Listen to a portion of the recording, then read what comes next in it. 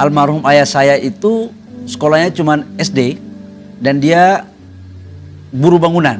Ibu saya itu tukang pembantu di rumah orang, tukang cuci pakaian di rumah orang, dari rumah ke rumah.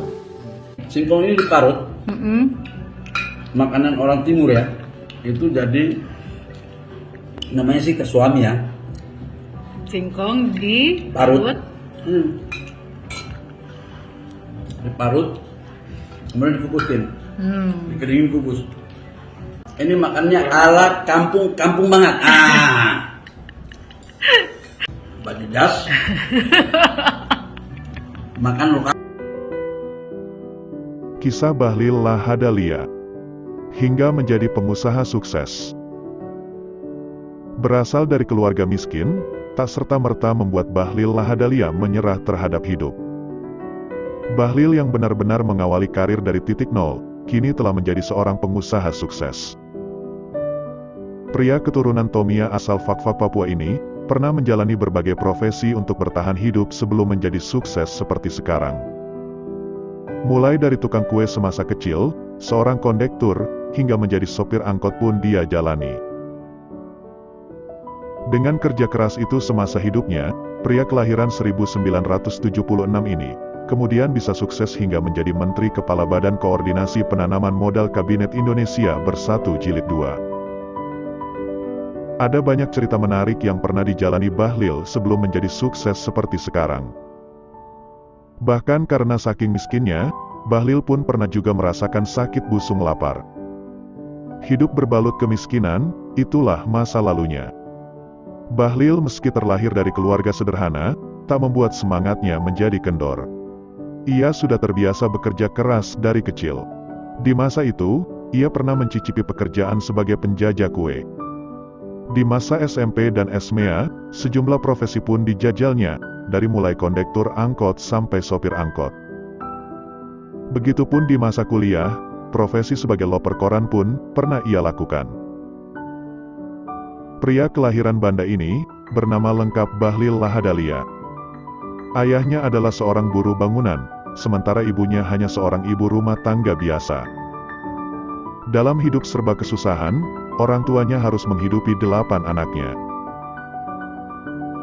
Almarhum ayah saya itu sekolahnya cuma SD dan dia buruh bangunan. Gajinya 7.500 per hari. Tapi dia harus menghidupin anaknya 8 orang dan harus semua sekolah. Sakit pun kadang-kadang ayah saya kerja. Ibu saya itu tukang pembantu di rumah orang, tukang cuci pakaian di rumah orang, dari rumah ke rumah. Kalau saya lahir dari keluarga yang mampu, belum tentu saya bisa seperti ini. Jadi saya menganggap bahwa proses hidup saya itu lebih banyak didominasi oleh kerja keras kedua orang tua saya. Dan nilai-nilai yang diajarkan itu sesuatu yang saya tidak bisa dapatkan di bangku kuliah. Ungkapan sederhana dari ibu saya itulah kemudian yang menjadi rujukan dalam mempedomani arti sebuah kehidupan dan berjuang. Bahlil adalah anak kedua di keluarga tersebut. Bahlil kecil sudah terbiasa kerja keras membantu orang tuanya dalam mencari rupiah. Ia bercerita, di masa SD ia sempat berjualan kue yang dibuat oleh ibunya. Dengan berjalan kaki, kue-kue tersebut dijualnya kepada teman-teman di kampungnya. Kerasnya hidup membuat Bahlil harus bisa mandiri sejak dini. Ketika anak-anak seusianya menikmati indahnya masa kecil, di masa SMP, ia sudah berkeliaran di terminal. Ia menjadi kondektur angkot, yang kemudian naik pangkat sebagai sopir angkot saat duduk di bangku SMA. Selepas SMA, pada 1995, hanya dengan bermodal uang Rp700.000, hasil nyetir angkot, ia nekat pergi ke Jayapura untuk kuliah. Lalu, ia masuk pada Fakultas Ekonomi Universitas Cendrawasih. Saya pertama kali ambil D3. Itu benar-benar modal nekat, karena memang orang tua tidak bisa membiayai kuliah. Untuk hidup sehari-hari, ya saya kerja apapun. Dari mulai mendorong gerobak sampai menjadi loper koran, sebutnya.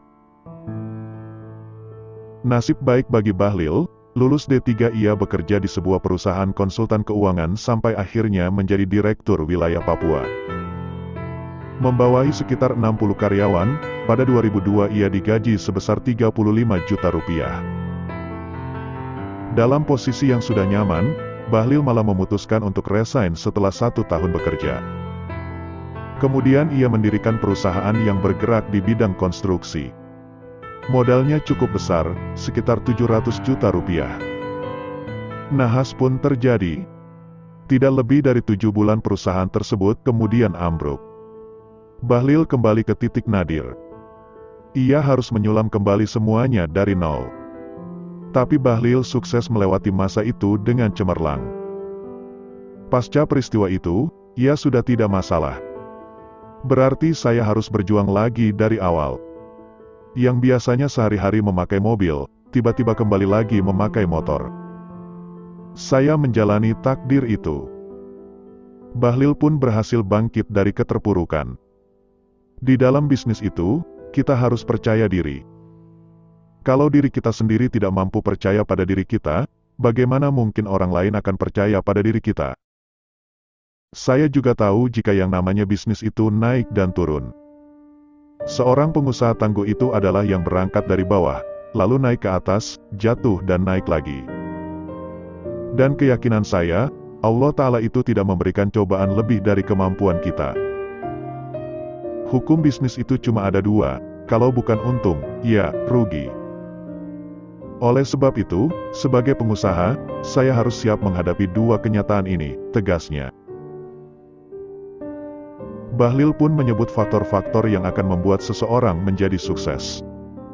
Antara lain harus kerja keras, punya komitmen, profesional, fokus, dan memiliki kecerdasan. Itu modal utamanya. Selain itu, relasi dan berbagi, atau sedekah juga penting. Karena sebaik-baiknya manusia adalah mereka yang berguna bagi sesamanya. Bagi Bahlil, duit itu bukan tujuan hidup. Orang semua butuh duit, tapi duit bukan tujuan hidup, duit adalah fasilitas hidup. Saya sebagai orang Muslim, tujuan hidup saya adalah harus bisa berguna bagi orang lain. Rakyat, bangsa, negara dan saya bisa menjalankan apa yang menjadi perintah Allah, yang pada akhirnya, kemudian suatu saat saya akan pertanggungjawabkan. Sukses sebagai pengusaha, kini Bahlil Lahadalia ditunjuk Presiden Jokowi, untuk menggawangi bidang investasi. Ia didaulat sebagai Kepala Badan Koordinasi Penanaman Modal Kabinet Indonesia Maju. Bahlil Lahadalia dilantik menjadi Kepala BKPM ke-19 pada tanggal 23 Oktober tahun 2019 lalu.